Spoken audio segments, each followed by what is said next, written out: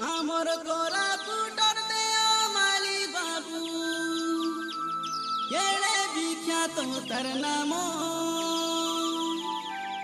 সেই দেওমালি ভারত ভিতরে ସବୁଠାରୁ ଉଚ୍ଚତମ କୋରାପୁଟ ମାଟି ସାବର ମାଟି ଲାଗୋ ତାକେ ନମସ୍କାର সোনা রূপা হীরা নদী ঝরণা মেলা আছে ভরপুর।